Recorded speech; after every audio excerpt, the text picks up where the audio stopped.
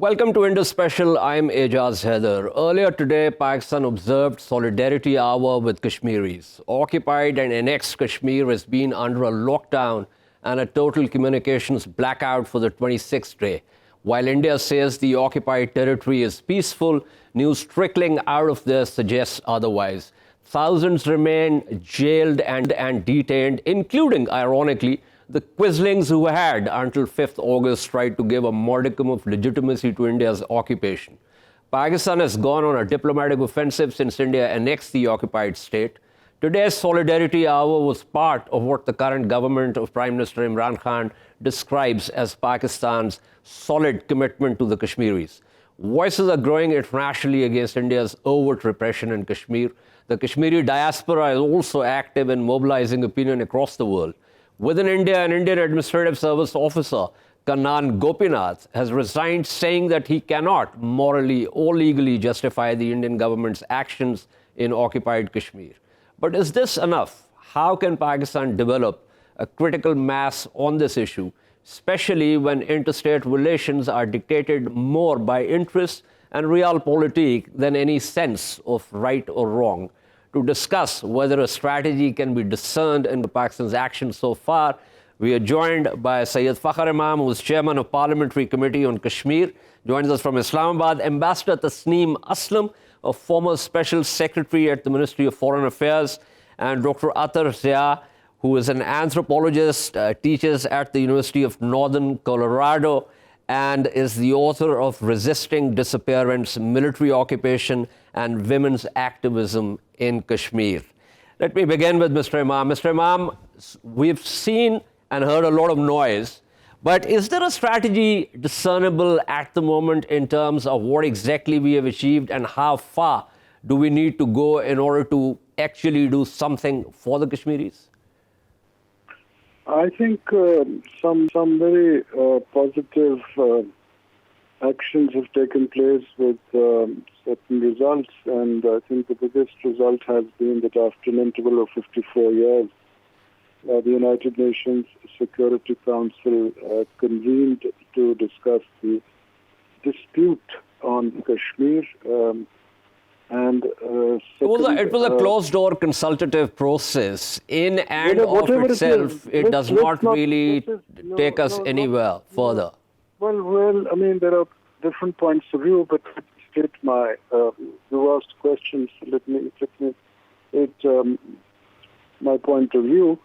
I feel it's a very major paradigm shift, because for 54 years the Kashmir issue was not discussed after 65 at the United Nations Security Council. And as you know, there are 5 permanent members: China, Russia, United States, France, and Britain.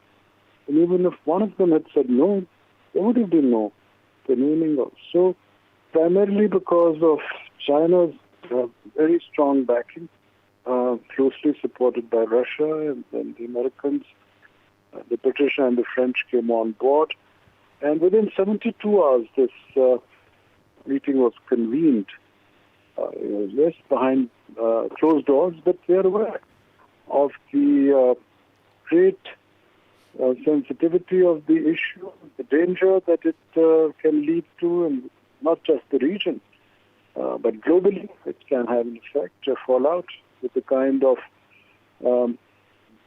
situation where 2 nuclear-armed nation states seeing eyeball to eyeball.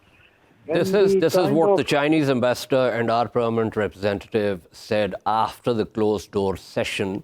Obviously, there was no statement from that session. Everyone, the permanent members, agreed to it because it was an informal consultative process. So my point still obtains. What next? In and of itself is not going to put enough pressure on India to do the right thing in occupied Kashmir. Well, you see, in international affairs, there is no such thing as a black and white situation. There are shades of grey. And I think Pakistan's, this is an initial achievement, and it has put the situation in those countries where people's opinion matters. Most of all, it matters in North America. It matters in Europe. where the leadership is sensitive to things on the ground. And we've had two UN human rights reports, June 2018, July 2019, which marked and gave exact situation of the violations of human rights in the Indian-occupied Kashmir. And I think because of that background, then there was this very voluminous report on case studies of 430 persons tortured, which the New York Times sent its correspondents, and then they picked it up and highlighted it in the New York Times.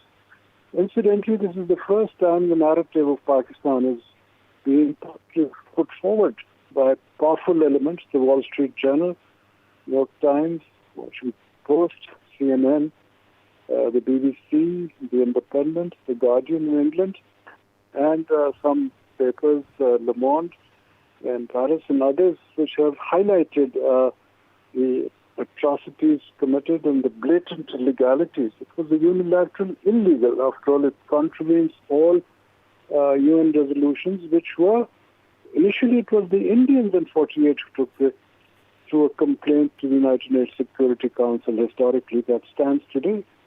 And the mere fact that it was taken up, India through its three similar agreements, Lahore Declaration, Islamabad Accord, always talked in terms of bilateral, as they did now. And Modi had to then go running all the way to G7 and, beseech the United States. Well, he was invited to G7 by the French president, and France and Germany and other countries have been talking about bilateralism. But thank you so much, Mr. Imam, for speaking with us.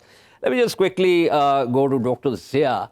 Dr. Zia, as a Kashmiri academic and part of Kashmiri diaspora, how do you look at, of course, we all know what India has done. But what is it that the Kashmiris can do, the diaspora, because the Kashmiris in the valley are under a total lockdown, and also what Pakistan has managed so far and what else needs to be done? Well, the Kashmiris in the diaspora, they are looking very closely at what Pakistan is doing and also what the voices, any voices that can speak from the valley, which is very scarce, and what they are saying. But of course, Kashmiris are protesting right now, and that voice is getting heard. So what we right now see is a consolidation of narrative around Kashmir. I think that needs to be acknowledged.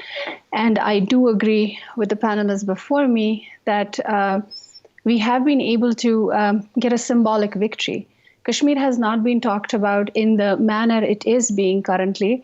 It always has been since 1971 after the Shimla Agreement, even though it was agreed by India and Pakistan that it's a bilateral dispute and no one is going to take any action unilaterally against it, but it was treated by India as an internal dispute.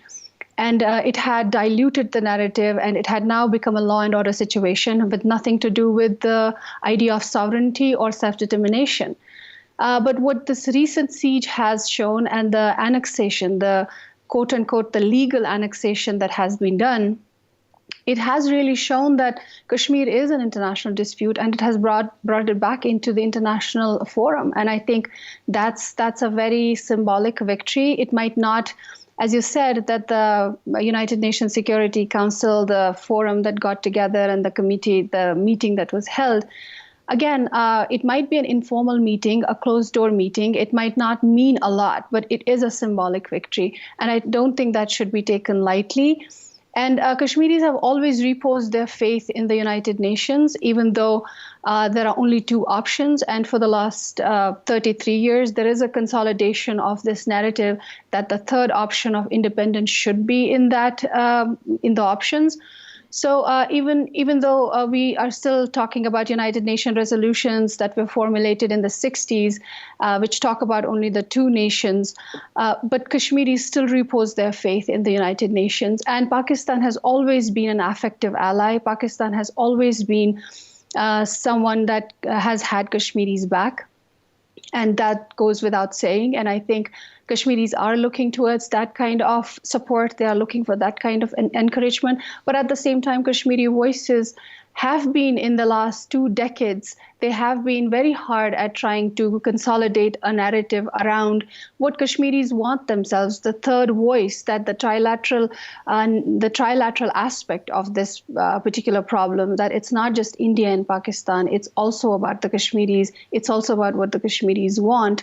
So I do see the internationalization of this issue in the media as a very important step towards a direction where we are going to see more Kashmiri voices coming in, and also, the two nations trying to maybe come together, as we now see that with the New York Times editorial which just came out, Prime Minister Imran Khan has he's underlined certain preconditions to the talks, and one of them is the revocation of that they have to take back the revocation of 370, the illegal siege and annexation that has been laid upon Kashmir, and the troops that are in there, the massive amount of troops that are in there.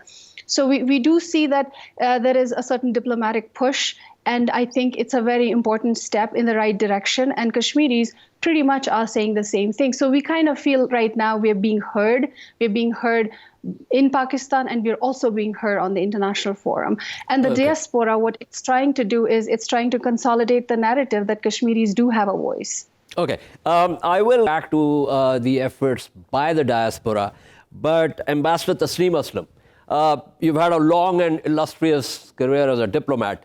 How do you assess what Pakistan has managed to do thus far, and what else needs to be done? Thank you. I'll start with the UN Security Council consultations. I also heard your remarks about that. If first these consultations were unanimous, everyone as a Chinese representative who, when he was speaking on behalf of the council, he said that every member, permanent and non-permanent, expressed concern at the situation. Secondly, if it did nothing else, it rejected India's narrative that Kashmir is no longer a dispute, international dispute. It's India's internal matter, or at best, when they talk to the international community, they acknowledge that it's a dispute between Pakistan and India, bilateral dispute. So India's position was rejected roundly. That is a big achievement after 50 years. Secondly, we have reached out to the world leadership. Our diaspora has been very active. And if you have seen what the tweets of US representatives, 2 or 3, they are talking about their constituents reaching out to them and telling them that they have not been able to get in touch with their families, and drawing their attention to the horrendous human rights situation and Indian atrocities. Then media. Media has been, obviously we have kept there is interest in the situation, because this is unprecedented. It has never happened that 8 million people or more have been locked up like this. This is the 27th day today.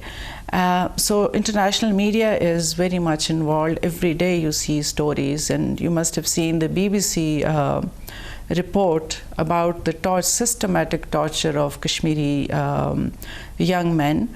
And again, this is being constant, there's constant coverage. Then we also need to reach out, as the Prime Minister has been talking to his counterparts in various countries. He, systematically, I think he has spoken to more than 25 or 30 leaders. The Foreign Minister has been talking to his counterparts. But we, while we are doing this diplomatic outreach, we also need to think of how to sustain it. First, the diaspora needs to be very active, Pakistani and Kashmiri. And again, take a leaf out of what some in the US are doing, and reach out to their representatives to put pressure on them. And they in turn, the parliamentarians can in turn force their governments to at least take a moral and legal position, articulate that Ambassador position. Aslam, let me interject here. One of the biggest problems right now is for Pakistan and for the Kashmiris to somehow convince the world that this is not a bilateral issue or dispute between India and Pakistan. Because despite the UNSC consultative process and the rest of it, and I take your point about its being significant, in a certain way, perhaps even more than just being a symbolic thing, but everyone is talking about bilateralism. Now, with bilateralism, we know that every time Pakistan talks about it in the UN, India says it's a bilateral issue. When Pakistan tries to engage India, India says it's India's internal matter.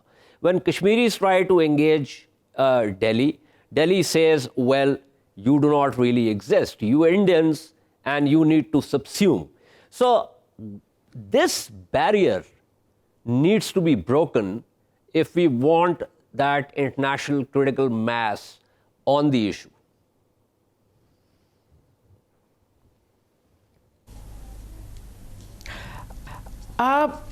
First, this is not lack of information. I would not agree with his premises that governments are taking this position that go and sort it out bilaterally because they think that it's a bilateral matter. Every country knows that there are UN Security Council resolutions, and this dispute has been on the UN Security Council agenda since 1947-48. It's one of the two oldest disputes on the UN Security Council agenda. So every government is aware of that. Obviously, they cannot close their eyes and say that there's no problem. There is a problem. How do they shift that responsibility that they don't have to take a position? They say that, okay, please talk to each other. They know that India would not be talking to Pakistan. They know that the government in India is completely irrational. They know that this is a very fascist government. There is acknowledgement in the media. There is some acknowledgement by some parliamentarians, but governments will not say that because of not just economic interest. Economic interest in India is sometimes blown out of proportion. India's economy is no great shakes, and particularly at the moment they are doing quite badly. But it's also the larger geostrategic picture, because of which the big countries take sort of neutral position. They would say that they want to be seen to be responsible and responding to a situation, so they would make statements. But again, statements which don't carry much weight or which don't help resolve the crisis or provide any relief to the Kashmiris.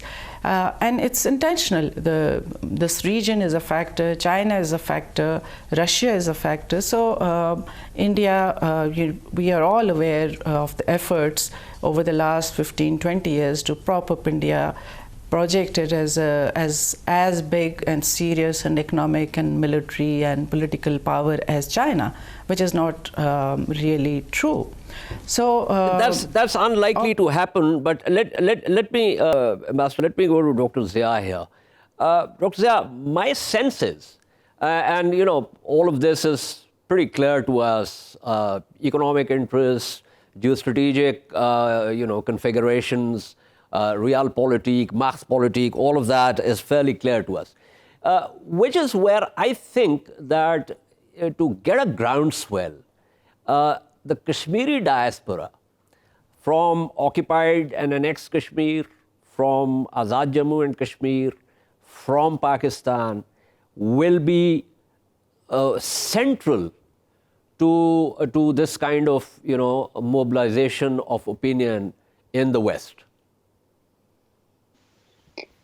Well, what we are seeing in the past 3 weeks now, that it does fall upon the voices that are not under clampdown right now, and who are also living in, quote unquote, literal freedom, so to speak. And they have the freedom to speak. They have the freedom to express their opinions.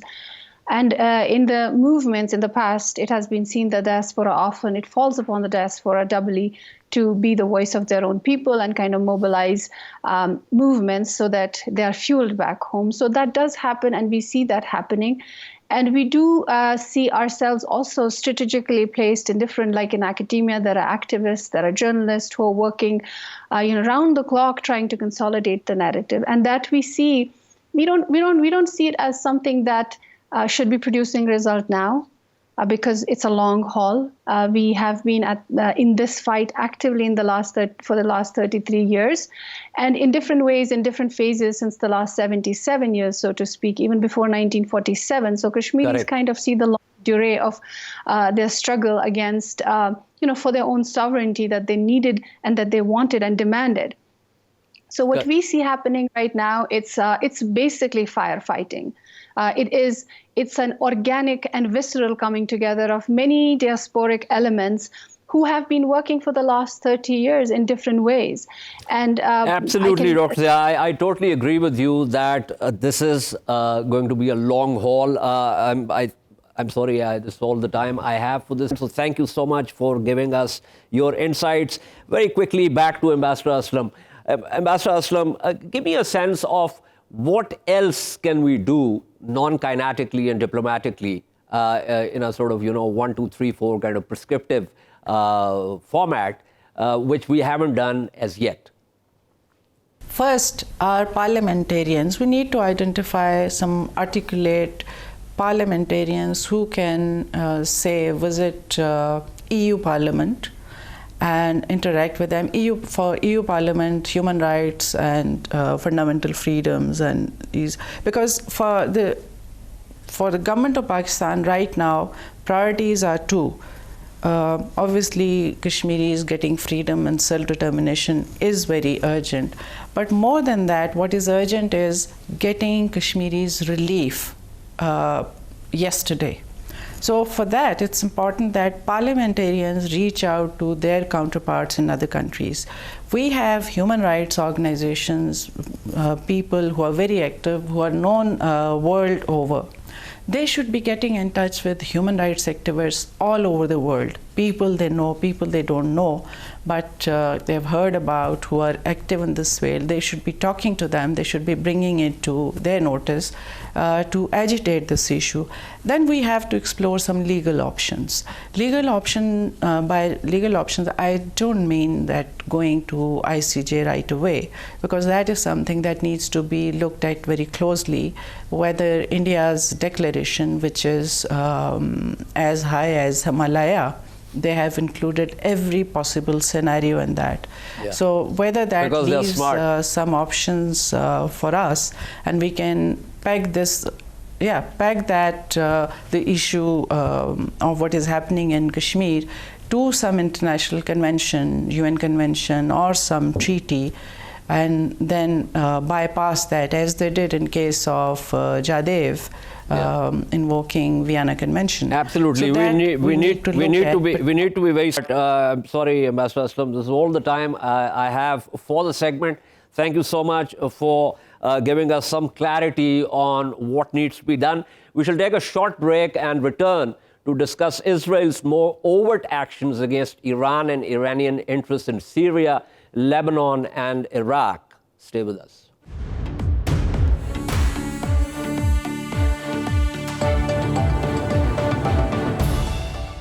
Welcome back to Indus Special. Speaking at a think tank in Kuala Lumpur, Iranian Foreign Minister Javad Zarif has said that President Hassan Rouhani won't meet with US President Donald Trump unless Washington stops its economic terrorism against the Iranian people. If they want to come back to the room, there is a ticket, and that ticket is to observe the agreement, he said, referring to the 2015 nuclear deal signed by Iran and the world powers, from which the US unilaterally withdrew in 2018.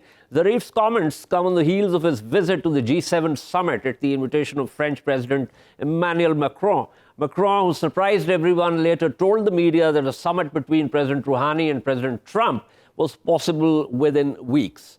France has taken on the role of mediator in hopes of saving the 2015 nuclear deal. Meanwhile, Israel has upped the ante against Iran by resorting to attack against Iranian interests across 3 countries over the past weekend. Within a span of 42 hours, Israeli aircraft launched an air attack in Syria, while suspected Israeli drones hit targets in Lebanon and Iraq. while Israel has regularly attacked Hezbollah, a Lebanese group closely allied with Iran. In Syria, drone attacks in Lebanon and Iraq seem to be a new development. To discuss this, we are joined by Borzou Daragahi, who is a journalist based in Istanbul, David Sedney, who is a senior associate at the CSIS and joins us from Kabul. Let me begin with Mr. Daragahi. So, Daragahi, there was a sense that perhaps, when Mr. Zarif was at the G7 summit, and then, of course, President Macron talked about the possibility, there's a degree of optimism that perhaps something was in the offing. But following Mr. Zarif's comments in Kuala Lumpur, it seems that he is kind of front-loaded a conditionality into this, which seems to suggest that the meeting might be off the table. Well, I don't think the meeting is off the table. I don't think a possible compromise between the U.S. and Iran is off the table. I think that both sides are, one, staking out tough bargaining positions and dancing around the subject of negotiations. And two, I think that in both Washington and Tehran, there's serious disagreement still. There's not a consensus. In each capital, there are various factions. Some want to go back to the negotiating table with the adversary. Some refuse it. And I think that there's internal power struggles in Washington as well as in Tehran as well. Okay, so how does, if you say that there are serious disagreements, actually the way you formulated it, it sounds kind of euphemistic and kind of understated given the differences that there are. So given those differences, why are you still optimistic that this meeting is not off the table? I mean, what else are you looking at that perhaps we cannot figure out? We've been through this dance before to some extent in the late Bush era, when there was kind of indirect talks between the U.S. and Iran over the state of Iraq. Of course, we had the same situation during the Obama administration. And so, you see this pattern repeatedly where they say no talks, no talks. These are our tough conditions for no talks, for having those talks. And then, in the end, there's some sort of compromise. And it turns out that those demands were less red lines than negotiating positions. So I'm basing it on the pattern that we've seen over the last decade or so. Okay, that's an interesting observation. David Sedney, what would you say to this? I not only agree with what my Turkish colleague said, but I think talks are quite likely. This is a very important window of opportunity for both sides. Yes, they have all the problems that you described. All the obstacles are there, but that is actually why they have to talk now if they're going to talk. If it gets too much closer to the U.S. election, President Trump doesn't have the room to talk. And the Iranians are suffering very much from the effects of the sanctions that Trump has put on. So, of course, there's this public posturing that you're talking about. But you should also remember that President Rouhani, a couple of days ago, said that talks with Trump were possible if it was in the interest of the Iranian people. Now, of course, he reversed himself, but it seems clear from all the signs that I see from Tehran that there is very serious discussion in Tehran about those talks. Now, of course, there are people who are against talks on both sides, not just people, but very strong interest. It will be very hard to get there. Again, all the obstacles you say are there. But both sides actually want a deal. And both sides, I think, are ready to take that plunge, but it's going to have to be done carefully. It's going to have to be done with both sides weighing the plus and minuses. But again, I think the chances of talks are actually quite likely because of this very narrow window of opportunity that's there. Okay, David, let me try and end this. And first, let me rewind this. So the Trump administration walks out of the 2015 deal and slaps primary and secondary sanctions on Iran. Now it wants to, we're assuming it wants to talk to Iran. And you just mentioned that the Iranians obviously want to talk because they're hurting and all that. What are we now looking at? Assuming that both sides get together, what are we looking at? Are we looking at the JCPOA? Are we looking at JCPOA 2.0? Are we looking at a bilateral agreement between Iran and the US? What exactly are we talking about here? Well, I think you're talking about something that would have to address some of the fundamental differences between the United States and Iran that were not addressed in the JCPOA. The problem with the JCPOA, it was very narrowly focused just on the nuclear issue. Other issues, yeah, because that was the framework, David. That was the framework. But it did, because any agreement that doesn't address more fundamental issues is actually a weak agreement. So President Trump and Iran are going to have to tackle some of the tough issues that were too tough for those people in the JCPOA. It's going to be very hard. I'm not saying this is easy. I'm not saying it's likely to succeed. But if it's going to happen, President Trump, who is always looking for the big deal, he's looking for something that solves problems that nobody else has solved before. That's why President Trump has repeatedly, over and over, said he wants to meet with President Rouhani. He wants to have negotiations.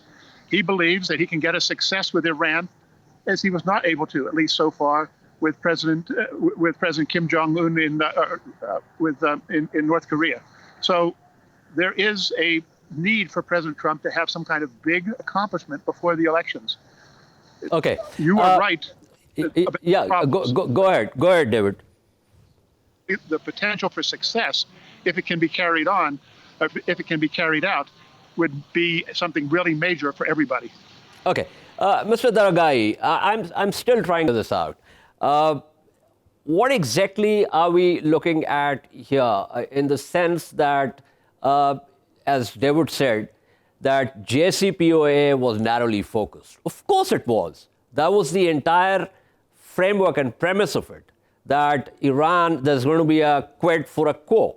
Now, with the Trump administration, what we looked at was that, no, we are going to look at Iran and we're going to deal with Iran not just on the basis of the JCPOA, because obviously Iran abided by all the provisions of the agreement. But we are going to look at Iranian behavior in terms of Iran's power projection in the greater Middle East, in terms of our own sort of alliances in the greater Middle East, i.e. with Israel, with the Kingdom of Saudi Arabia, and the rest of it. Now, if that is on the table, and that's a lot of it, just throw on the kitchen sink, everything is there. Are talks possible? I mean, what are the Iranians going to do? Get out of Syria, sort of, not influence elements within Iraq? How is that going to work out? Look, I think that the Iranians have an interesting read on Trump and the Trump administration.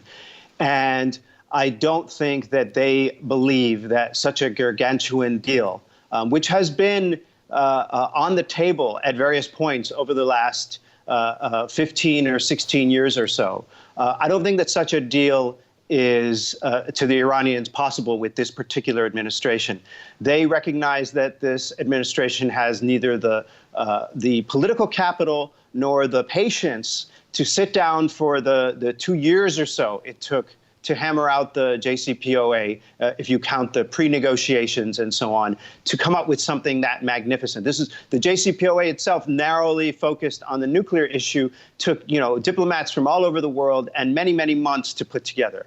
I think that most likely Iran will use the talks or the promise of talks as a way to advance its strategic interests, maintain its sort of status quo, modus vivendi, perhaps get some pressure lifted until they see the results of the November 2020 elections. Now, something else happens next year. The sanctions on Iran's conventional weapons, its ability to buy and sell conventional weapons, the UN sanctions, they expire just before the November 2020 elections.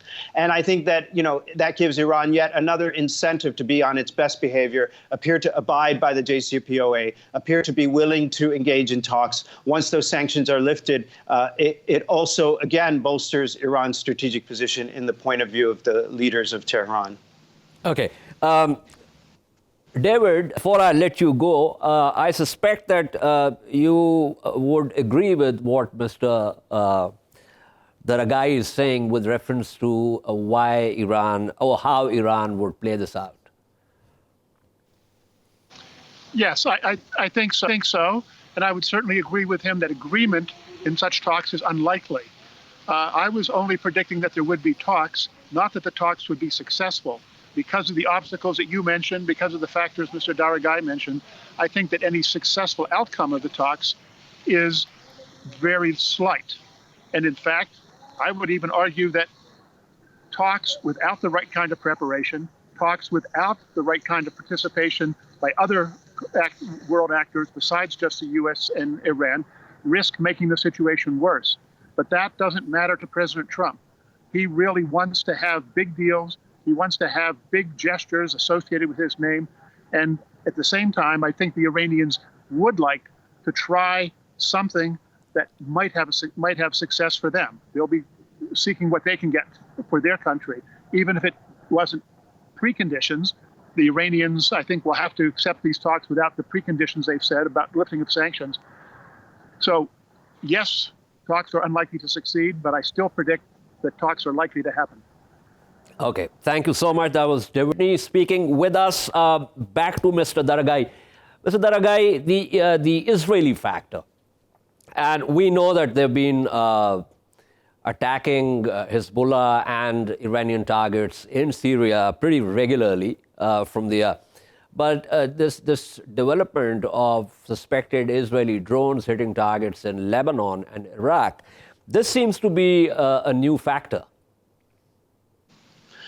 It's a widening of the field of battle that has existed between Iran and Israel for many, many years. And I think that, Iran will likely respond in some kind of way. And that's the real danger of this type of escalation, is that they could decide to widen it in, some other way.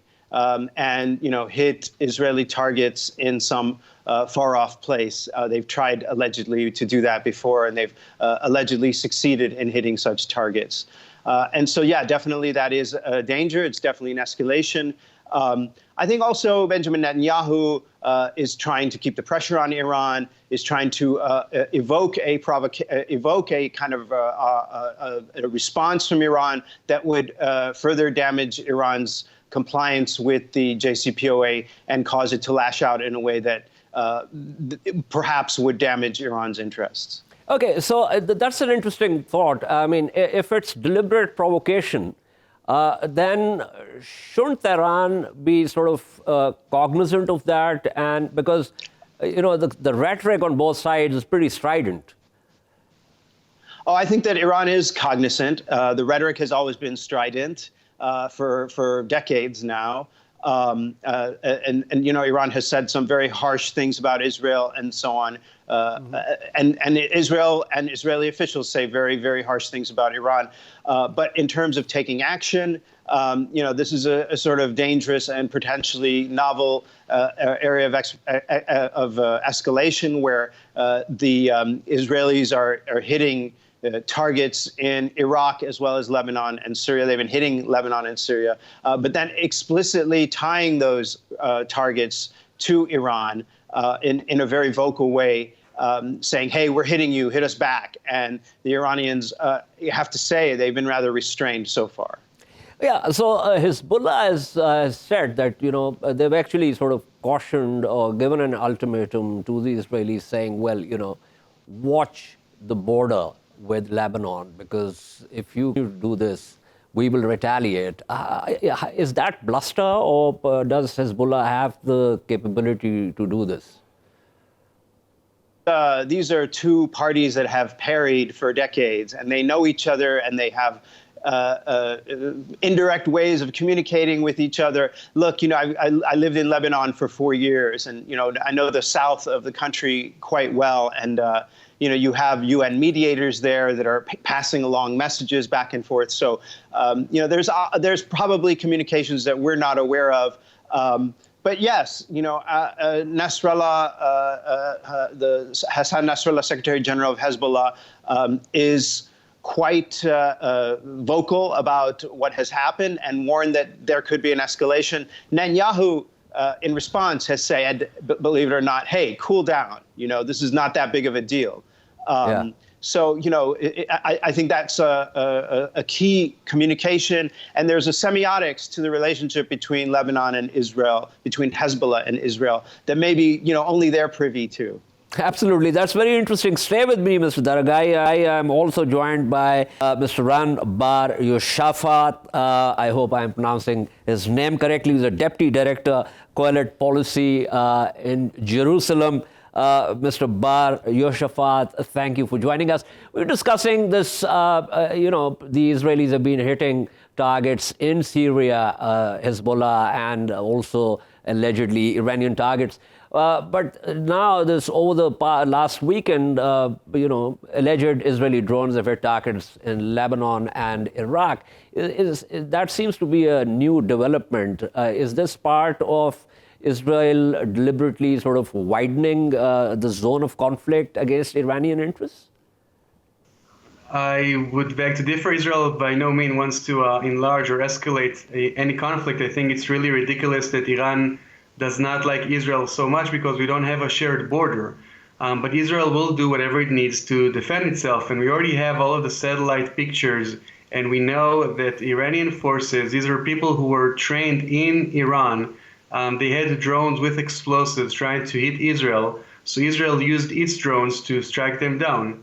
I think it's something that any other country in the world will do. I don't think that this is an escalation. Actually, I think it's preventing from a greater escalation because, God forbid, if Iranian forces were able to commit such a terror attack within Israel, Israel would have to retaliate in a much more severe force.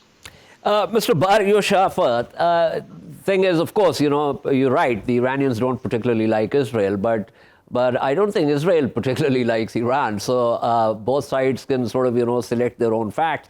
But since we don't have a dog in this fight, we're just trying to figure out how this works. You're saying that the Israelis have retaliated not because they want to widen the conflict, but in self-defense. This is essentially a check on sort of alleged Iranian aggression against Israel. Is that what you're saying? Yes, but I just want to say something here because I'm going to take the opportunity. Israelis have nothing against the Iranian people. We actually support Iranian people. We have a problem with the Iranian regime that doesn't like Israel. Now, if what you're saying, if Israel was the aggressor, then you would see Israeli proxies around Iran. But we don't see Israeli proxies around Iran. What you see is Iranian proxies around Israel, Hezbollah, Bashar al-Assad. So it seems like Iran is really putting a lot of efforts and resources, financial resources, into attacking Israel while under severe sanctions. So while people in Iran, I would argue, sometimes are feeling these sanctions very severely, Iran is spending its efforts to try and attack Israel. So yes, Israel will retaliate and defend itself, but I don't think it's to escalate the conflict. It's to make sure that in case something more severe will happen in Israel, Israel will have no other chance but to really retaliate. Okay. Stay with me. Mr. Daragahi, what would you say to what Mr. Bar-Yoshafat is saying about Israel's self-defense policies? Well, I mean, Benjamin Netanyahu is very, very tough on defense of Israel, and he's very assertive in defining a wide range of threats against Israel. I would say that some of those are legitimate, some of those are arguable, and some of those are some of the claims that he makes, that Netanyahu makes, and his government claims, are even ridiculed by many people in Israel. As far as Iran is concerned, the two dimensions of the hostility towards Israel. One is, purely ideological. Rooted in, sort of 60s and 70s guerrilla leftist hostility to Israel as this sort of colonialist state, this sort of Western entity planted into the midst of the Middle East. And it's rather irrational and extreme. But there's another element, I think, within the Iranian regime of genuine fear and paranoia about Israel, this nuclear power that is, got the most advanced weapons in the region, and has shown a willingness to use it. So I think that there is a very irrational dimension to the Iranian hostility towards Israel. But in the minds of regime adjutants, there's also a kind of rational calculation about the need to deploy forces around Israel in order to keep it in check because of the types of weapons it has and its repeated willingness to use those weapons. What would you say about the central point that I was trying to press with Mr. Bar-Yoshafat? Well, I mean, I think the word that was missing in that conversation was the occupation. Yes. And the nature of the occupation, and that is an issue. I think it's an issue for Israel and its kind of domination of the West Bank and the borders around Gaza.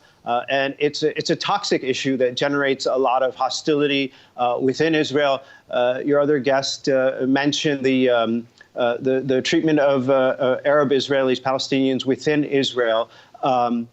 Many of them do have more successful lives professionally than they might in neighboring countries. But if you talk to them, as I have, and if you read articles about them, they also feel discriminated against within Israel, and they are considered by some as second-class citizens within Israel. So I think Israel does have its own issues to deal with, just like any other country. Sorry, I have to wrap up, but you're absolutely right. My first segment was about another occupation, which is the Indian occupation of occupied and now annexed Kashmir. We need to talk about all these occupations. Thank you so much, Mr. Borzou Daragahi, for speaking with us. This is all for today from Indus Special. We shall see you next week. Until then, it's goodbye.